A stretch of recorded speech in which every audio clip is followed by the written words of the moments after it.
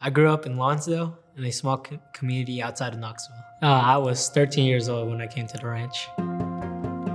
When I came to visit the ranch, it was a beautiful place, but the other side of me was like, because I'm away from my family.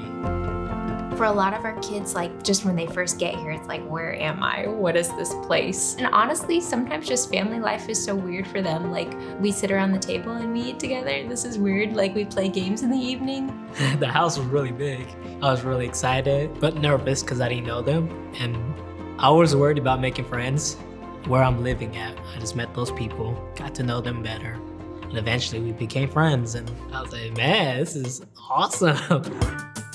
Life at the ranch is so full and it's a lot of fun. When a student comes to the ranch, they're learning to get to know the staff, trust, and then it kind of depends on their interests. Rec was my favorite. You've got fun things mixed in, if they are interested in music, they're gonna get to know the music teacher. I love playing the guitar. It's just fun. I did always want to play guitar, but I had nobody teach me. When I first came in, I was really scared working with wood, using the tool. I'm like, how am I going to do this? How am I going to be able to make this into something? And when I did that, I was like, oh man, it's not that bad, okay. You could ask any student at the ranch, hey, what are you doing next Tuesday at 3? And they can tell you. For kids who come from situations where there hasn't been much structure and a lot of unpredictability, that just adds a sense of security for them, where they're navigating a lot of hurt. I came on August 4th. This is the house where I stayed in. It's really big. And my father, I didn't know him. He left me when I was a newborn. I was abused.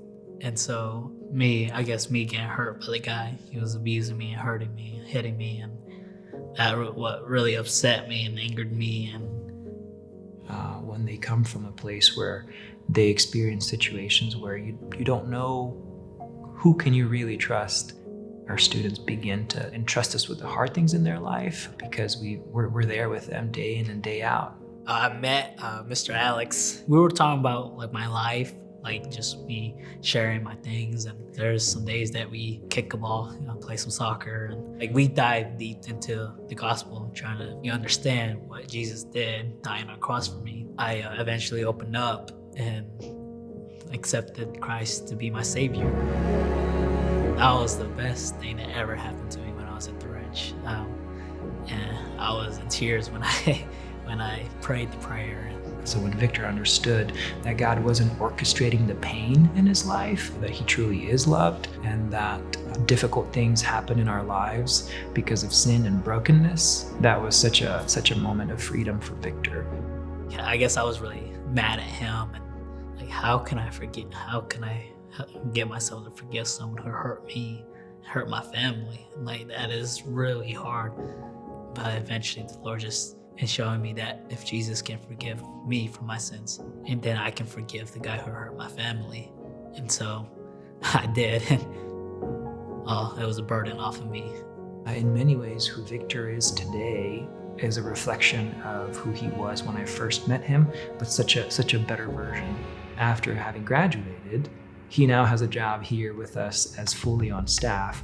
I was about to leave the ranch, and I didn't think about me working here. It's the place. I love this place. I don't want to leave it. He wants to have a landscaping business. Well, guess what his job is here right now? It's in landscaping. And it's kind of cool to see the students see him on campus and say, hey, Mr. Victor, good to see you. And to see a student who's now on staff having made it. I guess I would say that we all have broken families and that we can all relate. We know that it happened, but we just grow. Lord willing, we'll get to hold on to him for as long as he needs to be here because he's doing a tremendous job. But one day, we'll say farewell, and we're glad that you now have your own landscaping business.